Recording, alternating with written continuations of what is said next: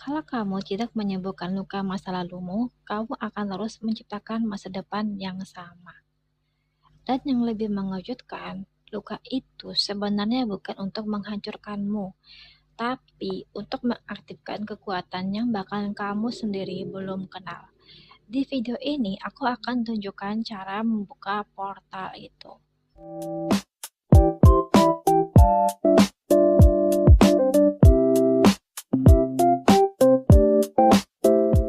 Pernah merasa selalu takut ditinggalkan, overthinking berlebihan, tidak pernah merasa cukup? Itu bukan kepribadianmu, itu respon dari luka yang belum selesai. Dalam dunia subconscious mind, luka yang tidak diproses akan mengatur keputusan hidupmu diam-diam, dan banyak orang tidak sadar mereka hidup bukan dari kesadaran tapi dari trauma. Aku akan jelaskan kenapa justru orang yang paling terluka punya potensi jadi paling kuat. Tapi sebelum itu, kita harus pahami satu hal yang jarang diajarkan dalam healing luka masa lalu. Masalahnya bukan pada lukanya, masalahnya pada identitas yang lahir dari luka itu. Saat kamu disakiti, otak masuk mode bertahan hidup. Amigdala aktif, kortisol naik, otak merekam ini bahaya, lalu terbentuk keyakinan seperti aku tidak layak, aku akan selalu ditinggalkan, aku harus menyenangkan semua orang. Keyakinan itu masuk ke bawah sadar, dan bawah sadar mengontrol 95% keputusan hidupmu. Itulah kenapa kamu bisa tahu secara logika toxic relationship itu salah, tapi tetap mengulanginya karena yang memilih bukan logikamu tapi lukamu. Tapi dengarkan ini baik-baik, kamu tidak rusak, kamu hanya beradaptasi, dan setiap adaptasi menyimpan potensi kekuatan. Bayangkan ini, orang yang pernah ditolak, belajar berdiri sendiri. Orang yang pernah dihianati, belajar membaca karakter. Orang yang pernah diabaikan, belajar mencintai diri sendiri. Lalu kamu menciptakan sensitivitas, dan sensitivitas adalah bahan baku intuisi. Intuisi adalah kekuatan. Jadi bagaimana kalau semua ini bukan hukuman, tapi pelatihan jiwa?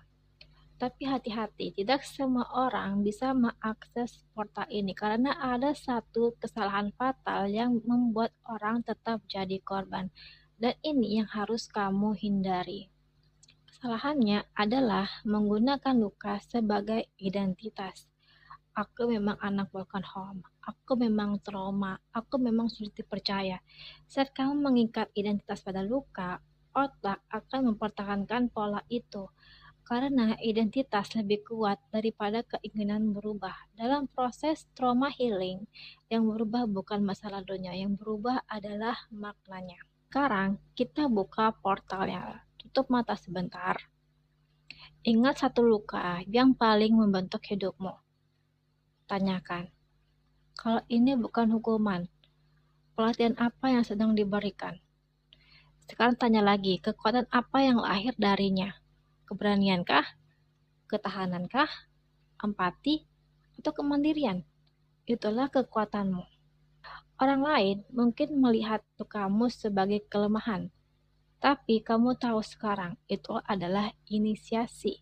Seperti kepompong yang terasa gelap dan menyakitkan, tapi tanpa fase itu tidak ada sayap. Bayangkan versi dirimu yang sudah mengambil kekuatan itu, lebih tenang, lebih stabil, lebih tidak mudah dipicu. Itulah hasil ketika kamu benar-benar berdamai dengan masa lalu. Dan saat itu terjadi, masa depanmu tidak lagi dikontrol oleh trauma, tapi oleh kesadaran. Kalau kamu siap melewati portal itu, tulis di komentar, aku bukan korban, aku pencipta. Dan subscribe untuk perjalanan self healing, energy healing, dan transformasi diri berikutnya karena perjalanan ini baru dimulai.